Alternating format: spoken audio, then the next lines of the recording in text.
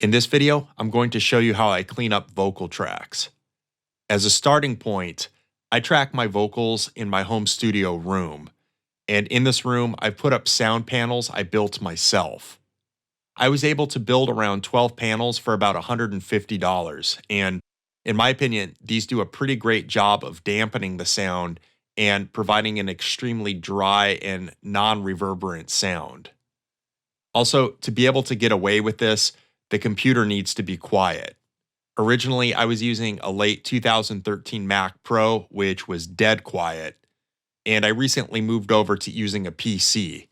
When building my new custom PC, I made sure to use components that are specifically built to be extremely quiet. This includes the heatsink for the processor, the case, the fans inside the case, and the power supply. I point this out because it's amazingly convenient to be able to record in the same room with the performer, but many computers are too loud to be able to get away with it. So, all that to say, the room on its own is very dry and quiet to start with. When I'm recording, I don't worry about extra noises unless they actually interfere with the vocal line. For example, I live somewhat near a fairly busy street, and at times there can be a lot of traffic noises like sirens or revving cars, planes flying by. Oftentimes, the stuff is pretty easily edited out. And the same with breaths. Sometimes I like to leave them in, but if they're overly loud, I either make them quieter or I eliminate them. So, to clean up the vocals, there are 3 key commands I use commonly. The first is silence. With silence, I can highlight noises I don't want and eliminate them. The next 2 commands are fade in and fade out. Sometimes I find it sounds more natural to use a quick fade in or fade out to eliminate a noise rather than abruptly silence a section. Here I'm using my key commands for fade in and fade out, followed by the enter key for really quick edits. So remember, the whole angle here is to be able to work quickly and efficiently. As such, I've assigned my own key commands to these 3 functions. I like them to be in a place where they're grouped together and I can access them quickly. I use the backslash for silence, and backslash is the one that starts high and ends low.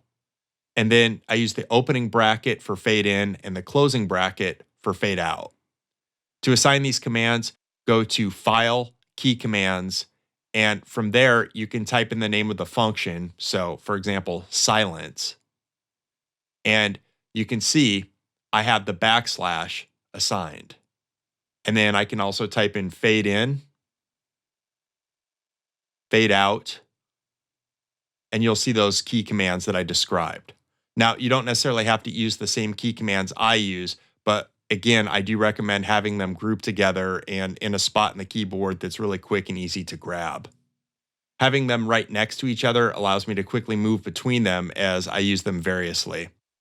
And there is a 4th key command I sometimes use, which is gain.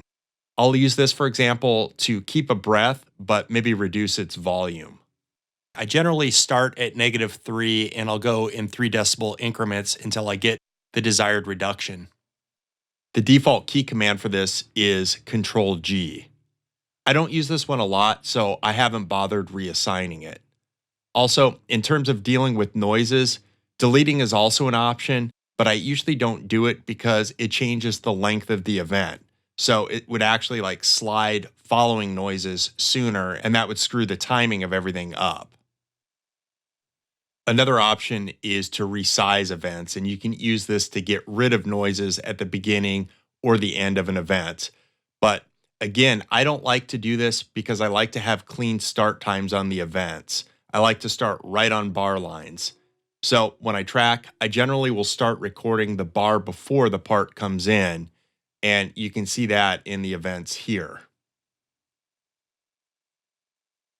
That said, I will sometimes resize the end of an event. I can do this with snap to grid on or off, and by default, the key command for that is J. So now I'm going to edit the main vocal part. For this series, I'm going to use the verse of one of my own songs called Time. It consists of a main vocal melody and then has a somewhat complex 6-part harmony at the end. I'll start with the main part. I'll be working in the sample editor to do these edits, which is accessed just by double-clicking the event. Also, notice that there are several tabs. When cleaning up the parts, I use the definition tab. So, cleaning up the parts, I'll just go through and listen and watch, and then eliminate the noises I don't want to be part of the recording. Again, to do this, I'll either use the silence function or the fade in or fade out. Also, and this is important, be sure that snap to zero crossing is activated. This will prevent the introduction of pops and clicks resulting from waveforms starting at any point other than 0. In general, when I do these edits, I like to use the part solo button, so all I'm hearing is the event. When doing these edits, I always start by silencing the beginning and the end of the events. My mind lost its spark, lights have dimmed to dark. I thought Again, I'm using key command Control G to apply a gain reduction to lower the volume of the breath. dark, I thought time was my friend. I'm silencing out the end of the event, and now I'm going to move on to the next part of the melody. The seconds are killing me. Time Another breath reduction.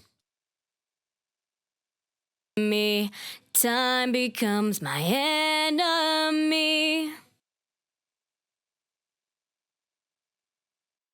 Next, I'll clean up the harmony parts. If you're handing off the project to have somebody else do the mixing, they're going to love you for cleaning up the beginnings and the ends of the audio events. Sometimes when a vocal line ends on a sharp consonant, to minimize it, I'll just do a really quick fade out on it.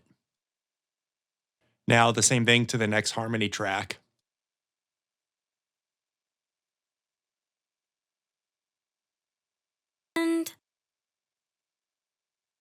And again.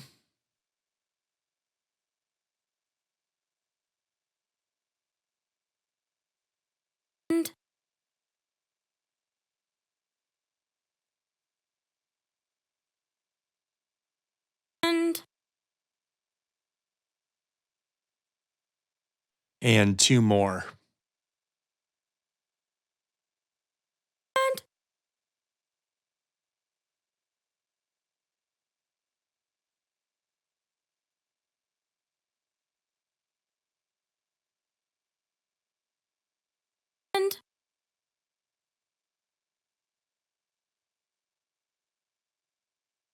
Okay, at this point, the vocal tracks are all cleaned up. I got rid of all the extra noises and breaths. In the next video, I'll show you how to edit the timing.